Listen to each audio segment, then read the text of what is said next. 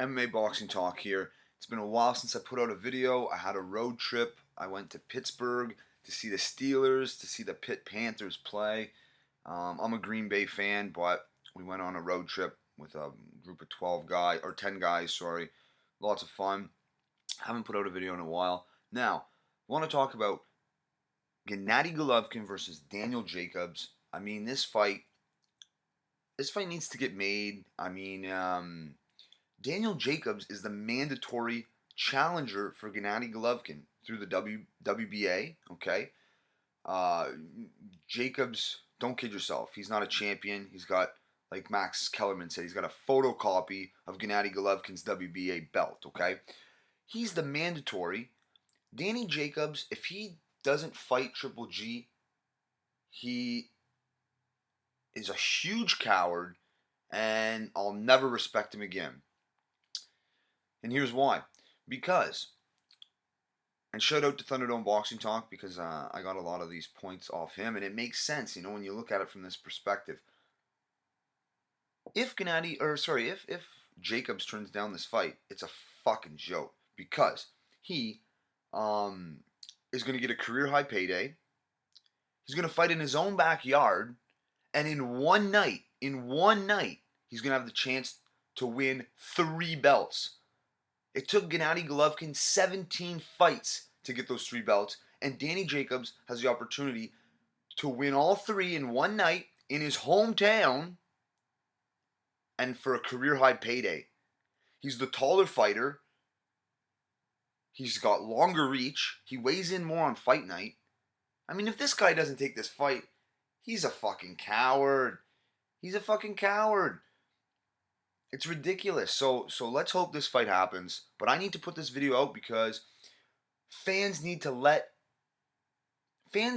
their fighters know, or any fighter know, if they're ducking and dodging. Because if Jacobs doesn't fight him and there's no repercussion, nobody's bitching and complaining about it, don't matter.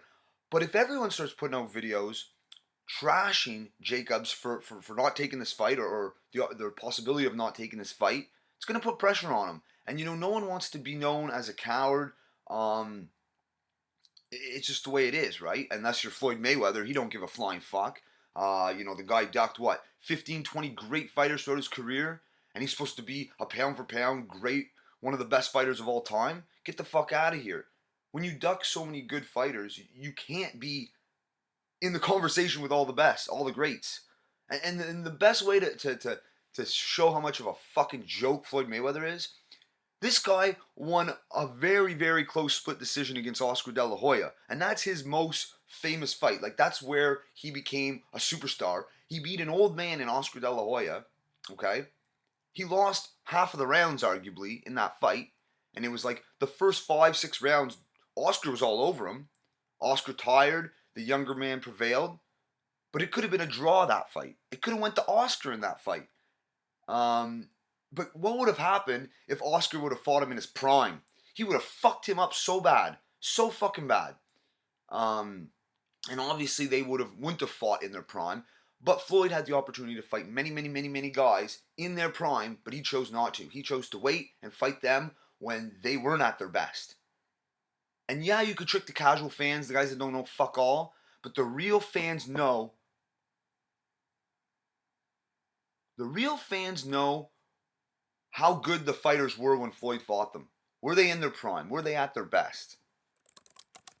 And the last time Floyd fought a guy at his best, I think you got to go back to 2001 when he fought, I can't remember his name. Anyway, that's going to bug me shit. But the guy was, quite a bit taller than Floyd. He was a solid fighter. He was in his prime. But he wasn't an all-time great or anything like that. His fight in 2001, I can't think of it.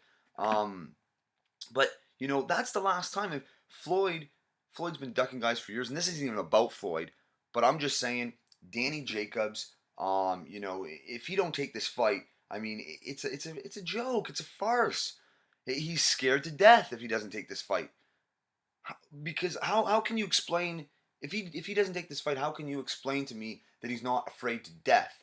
He's going to fight in his own backyard. He's going to fight a smaller guy. He's going to have a chance to win 3 titles in one night. and he's gonna get a career high payday. Like, what's the reasoning for not taking this fight? Like, you know that's what I'm trying to get. And everyone has to put out videos, bashing this guy, whether you like boxing or not, or whether you're a hardcore boxing fan or not. Everyone knows who Triple G is, even MMA fans. So, you got a channel, put out a quick video and let them know, because this is bullshit. This fight should get made. It's a great fight for one. Um, and the last guy Floyd fought was Diego Corrales, who was, in his prime, who was a big guy, bigger than Floyd. And since then, never fought a prime guy, never fought a solid guy who was in his prime. Arturo Gatti was washed up.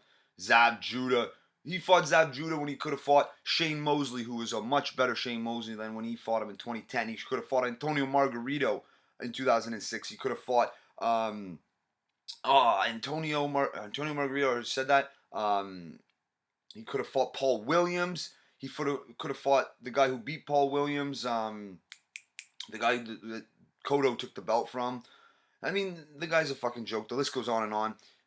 He was scared to death of Manny Pacquiao in 2008, 2009. So much he fucking went to retirement, and he ducks him for 6 years. And it just so happens Floyd got the break of a lifetime. Pacquiao had that shoulder surgery. If that shoulder surgery don't happen, it's a totally different fight.